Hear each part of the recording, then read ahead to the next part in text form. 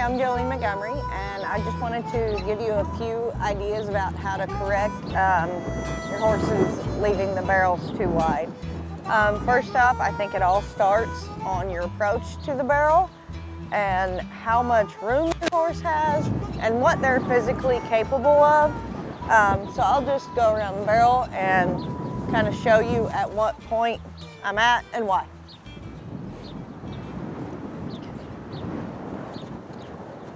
When I approach any of the barrels, not just the first, second, anything, I pick my straight line and I keep my horse's shoulders, everything square all the way until their shoulder is parallel to the barrel. When I ask them to turn, I ask for it all in one motion. I don't lift up, ask for their nose. When I'm about right here, shoulder parallel with the barrel, when I'm in a run, I'm right here. I bump them one time to start the turn. And when I do this, I'm asking for their shoulders, head, neck, everything all at the same time.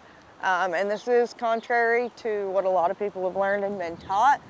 But to me, this is the fastest way to do it because you don't have to bring nose, then shoulder, then rib cage. I ask for it all at once. So, all at once puts us right here because I've made a straight line to the barrel and one step puts me right here. Then on the back side, I actually, when I'm training them, give them more room on the back side than the front. To me, that right there helps alleviate 90% of the problems you have with your barrels leaving the barrels wide. I know that seems counterproductive, but here's the deal. Here's what happens. If you come around this barrel, you're coming in close,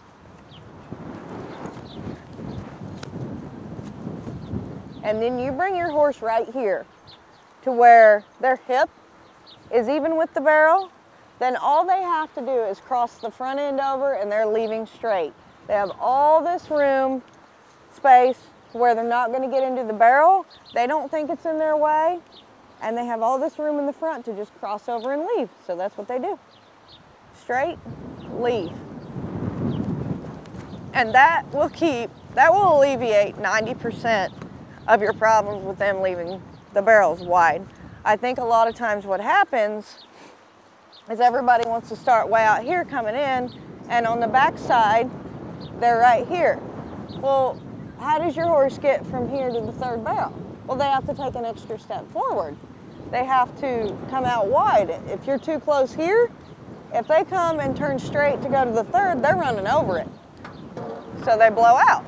But if you teach them to give themselves a little bit more room back here, from this point, all they have to do is come and go straight to the third barrel.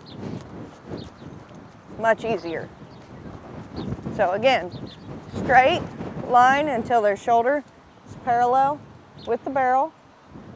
One step here, forward, line your hip up, then ask them to finish. You see how easy that is for the horse? Big difference to me. When you're right here and they have all this space, all they have to do is cross the front legs, they're out straight and hard. When you're right here, look how much harder it is. You've got to take 2 more steps. And their body floats out, that outside shoulder drops. And I think more than the horse trying to get away from the barrel, it's they don't have room to finish it. But, okay, another scenario. Say your horse does have plenty of room. He's still coming up here and floating out. That's where the counter arcing comes in. And I think it starts, a lot of times people get their horse's nose, get them too bent when they're training them. So that drops this outside shoulder and they're just floating away from it. So this is where your counter arc that you've already taught them comes in handy. And where I would counter arc the horse around the barrel. Teach them to pick that outside shoulder up and get in there closer and finish it. And don't be afraid to get after them a little bit. Put a spur in them. There we go. All right, one other scenario real quick. One other reason they leave the barrels wide is they didn't slow down enough for the turn to begin with. So, especially on nervous horses, like the filly I was on earlier, I'll probably have to do some of this. A lot of times for that kind of horse, I'll let them lope up to the barrel when I'm working them. Let them lope around it until they slow down on their own. I don't ask them to slow down.